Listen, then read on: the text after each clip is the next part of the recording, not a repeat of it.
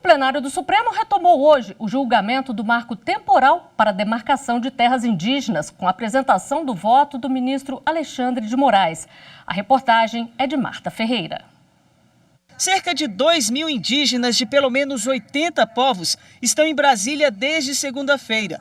Acampados na área central, eles estão mobilizados contra a tese do marco temporal, que estipula que apenas as terras originárias, ocupadas até a promulgação da Constituição em outubro de 1988, deverão ser demarcadas. Os indígenas acompanham a retomada do julgamento que vai definir essa questão. O cacique Raoni, líder do povo Kayapó, foi um dos primeiros a chegar ao STF. Assim como ele, dezenas de indígenas também vieram ao Supremo. Já no plenário, representantes de 21 povos, entre eles das etnias Xoclen e Caingangue, do caso concreto em julgamento. A ministra dos Povos Indígenas, Sônia Guajajara, também estava presente. Em discussão, saber se os povos indígenas têm direito a determinadas terras por questão de tradicionalidade. A questão chegou ao Supremo por conta de uma disputa pela posse de uma terra indígena em Santa Catarina. A área é habitada por 3 povos e a posse de parte do terreno é questionada pelo governo do estado. Os ministros discutem o chamado marco temporal.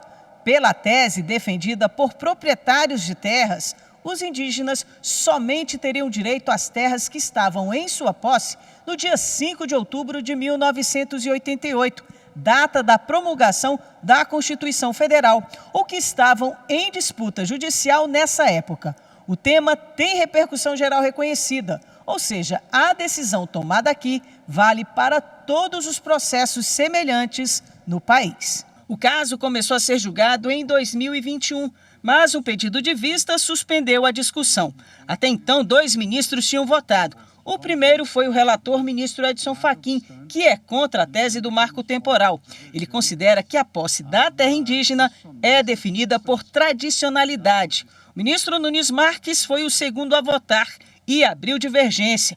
O julgamento foi retomado com o voto vista do ministro Alexandre de Moraes, que acompanhou em parte o voto do relator. Aquelas terras reconhecidas como das comunidades, originárias das comunidades indígenas, que as comunidades indígenas estavam em 5 de outubro, ou estavam litigando, ou estavam resistindo ao esbulho. Olha, nesse caso, a posse deve ser reconhecida, deve ser demarcada, e a indenização, como hoje se faz, é pelas benfeitorias.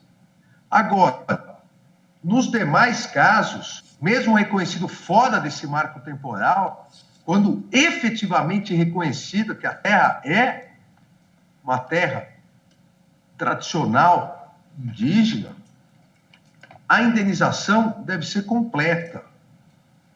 A indenização, aquele que de boa fé na cadeia dominial adquiriu, deve ser completa. Na sequência, o julgamento foi suspenso após um pedido de vista do ministro André Mendonça.